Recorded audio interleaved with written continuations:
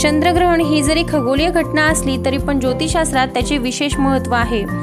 आपल्या राशींवर त्याचे शुभ आणि अशुभ असे प्रभाव पडत असतात। पंचांगानुसार फाल्गुन महिन्याच्या पौर्णिमेला म्हणजेच 25 मार्च 2024 रोजी या नवीन वर्षातील पहिले चंद्रग्रहण असणार आहे। 1-2 नव्हे तर तब्बल 100 वर्षानंतर धुलीवंदनाच्या दिवशी चंद्रग्रहणाचा योग जुळून आलेला आहे। त्यामुळे प्रत्येकाच्या मनामध्ये एक असंख्य प्रश्न निर्माण झालेले आहे की रंग खेळायला चालेल की नाही चालेल, होळी कशी साजरी करायची याबद्दल प्रत्येकाच्या मनात शंका कुशंका निर्माण झालेली आहे। तर धुलीवंदनाच्या दिवशी चंद्रग्रहण असले तरी घाबरण्याची काळजी करण्याचे काहीही कारण नाही, कारण चंद्रग्रहण हे सामान्य चंद्रग्रहण नसून ते उपछाया चंद्रग्रहण आहे आणि हे चंद्रग्रहण भारतात दिसणार नसल्यामुळे वेदाचे पालन करण्याचे काहीही कारण नाही। त्यामुळे आपण दरवर्षीप्रमाणे होळी साजरी करू शकतो आणि रंगही खेळू शकतो।